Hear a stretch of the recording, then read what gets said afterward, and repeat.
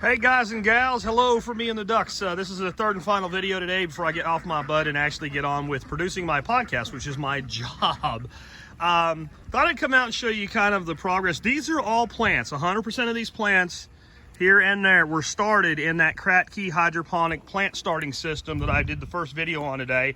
There'll be a link in the video notes down there so you can see that video if you missed it and just came across it some other way.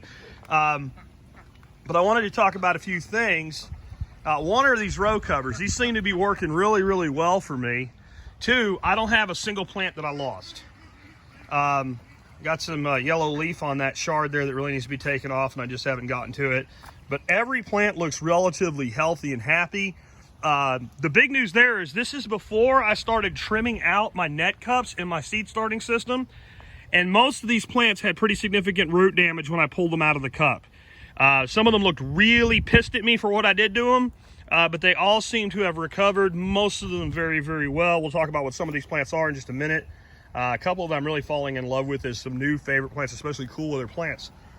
The sun is out today, it's shining. Like I said in the last video, the one on the indoor farm, this is the first sun I've seen in 4 or 5 days. 5 days since I've seen the sun, and it feels good. It's still in the high 40s right now, so it's still pretty cool, but it definitely feels good to have the sun on you and the wetness go away. You can see it's just a mud hole here. That's the one spot when we did all the work that we haven't had a dry enough period to get it cleaned up yet, and the ducks just keep mucking it up. But maybe they'll do a lot of repair for me. I thought they were gonna hang out with us, but as soon as I started, they took off. Maybe they're tired of hearing me. Anyway, I wanted to talk about some of these plants and what they are and what I'm really loving about them. This is called Pink Mizuna, which is a mustard, and this is from Baker Creek. I found a lower expense cost version of red Mizuna, Pink Mizuna. So far, it's not coming out this kind of red. This is absolutely beautiful looking, and it has an amazing taste. It's really easy to grow. Again, this plant was started in a Kratky seed starting system, but this plant from seed right now is about 35 days old, and it's plenty big enough to do some harvesting on. And again, this one being this big, it really got its roots damaged badly before I started trimming those net pots. So you can see my video on trimming net pots for seed. If you're going to be pulling, sponges or media out of a net cup instead of just moving the net cup, you really want to trim out your net cups, because especially with Kratky, all those hair roots, man, it just toasted them. This right here, I know what you're thinking. That fool, he's got them dadgone tunnels on there, and look at his lettuce going to seed even though it's 40 degrees out. Hold on. That's not lettuce. That's Celtis. This is what you eat. I haven't eaten any yet. I've eaten the baby plants, but I am very excited about this. The stalks are supposed to get a little bit bigger than your thumb, and then you cut the whole stalk and you eat the stalk. I found these this year. I'm really excited to try that. And these I've had 100% success with. Everyone I plant germinates, everyone I plant grows. I mean, the easy button plant and a unique product. This is just some chard. There's a bunch of it in here. It's all, look at that. Some dumbass told me, the person told me what a dumbass. Somebody told me about a dumbass that told them that you can't use hydroponics to do seed starting, because if you start a plant with a hydroponic system and plant it into the soil, it won't grow because it'll be too weak to do so. That is the stupidest thing I've ever heard in my life, and this is proof of how stupid it is right here. That is one of the healthiest looking leaves I've seen in a long time. Something to understand too, these beds, this is a mixture of like commercial compost and topsoil. There's been no improvement done to this yet. I have some stuff that's going to happen to it in the next couple of weeks with it getting tarped, except for the part here, to improve it for spring planting. I'm going to be using sweet feed and stuff. I'll have videos out on that. But right now, this is pretty inert, and it's still just doing nice. I did give it a little sprinkle of Dr. Earth fertilizer on the surface there. So that's this side. All of that's growing under the polytunnel from Tierra Gardens. And then this is all growing under the fleece. And I have to say, I don't see much difference. In fact, if anything, I think the fleece is doing better for me than the poly.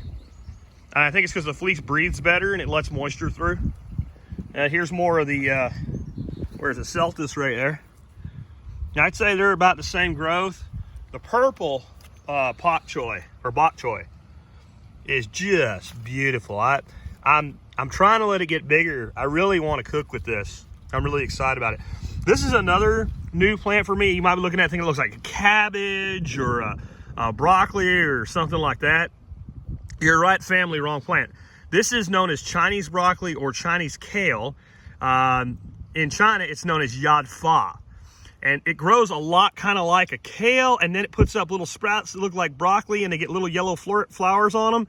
And then you take and you eat the whole plant, the leaves, the stalk, the flowers, everything, all together. Every bit of it's usable. I know you're thinking, a lot of people tell me, now you can eat the leaves on broccoli as well, and they're good. Yeah, they're okay.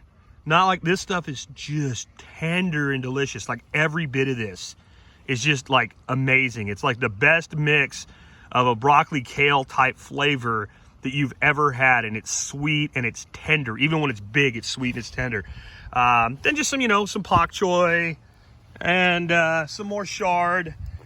This is marketed as red dandelion, and you can see that's going to make a really nice salad green.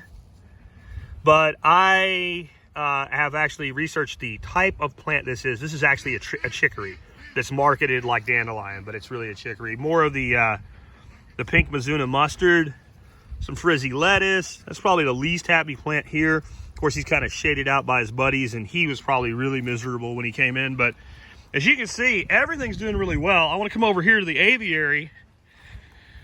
I only got one more wicking bed to relocate. Get off those racks. I might use those racks. There's some of them sitting out here in a hydro project or maybe an aquaponics project. I don't know yet, but we'll be outside of all this infrastructure. Maybe over there in the shade for plant propagation. Who the hell knows? Always playing with some experiment to learn. I've got this one more to do, and I've got all the rest of the wicking beds down on the ground. I know it looks like clutter in here, but my view has been when it's done, I'll clean it in one shot, and that's the plan. Bunch of overwintered arugula in here. This one's going to seed, and I'll let it because it'll reseed itself, and that'll just be delicious, huh? But I had so many plants, I wanted to see, well, how would they do without the tunnel covers, especially given this soil in these beds. Even though I just did them, this soil is beautiful. I've been working on this soil for years. It is just some of the best soil you'll ever see. But you can see the plants, which were planted about the same time those ones were, not quite as big. And that's because they don't get the thermal gain from those row covers. But I got a bunch of that purple pak choy in here, some different lettuces. I think that's one of those Celtis plants, pretty sure. Which, as you can see, it doesn't even have a stalk yet. So planted on the same day, and those are doing, that's how much I'm getting by using those row covers. And I really like those row covers. I have a whole write-up on them. I'll link to that in the video notes. They have been not just good, but convenient to use. And if you look at the other video, you'll see why. So that's it. As you can see, I've been busy this winter. Still got to rehab the greenhouse, but I'm almost done. If you're wondering what these little 50-gallon tanks are for, when I dig out those big tanks, I need 3 of these. 1 for the media in the bottom and 2 for the dirt. And if I don't have these in here, I'd literally have to haul the dirt out and haul it back in. I ain't doing that. So that next wicking bed will go right there. That'll give me 8, 9, 10, 11, 12 wicking beds in here in this section down. And that gives me that whole section open. Here come the planes to strafe me. It's like they know whenever I pull the camera out. But remember, we're going to have pretty birds in here. Finches and Java finches and some other cool little birds hanging out. And probably a pond and some frogs and some stuff like that. So it'll be kind of a cool place to hang out. But I'm thinking that this might be Tomato Alley back here. Except for the part that will be a part for the pond. Doing hydroponic tomatoes in here because I've got a lot of vertical space for them. And I need to put some overhead cover in here anyway for the birds, so that'll keep the hydroponic system from getting flooded out. So I'm just going to use Tough-Tex corrugated plastic across, maybe 4 or 6 foot of this, and then the rest of it will be open like the rest of it is, and that just gives the birds a place to get out of the rain if they want to. So that'll be kind of function stacking. And yeah, again, I know I know this place looks kind of crazy, but you guys have seen what it looks like in the spring and summer, and wait till this spring and summer, it's going to blow away previous years, because now we've got so much more space to work with. Anyway, I'll catch up with you later, and maybe get the F-35s to leave me alone.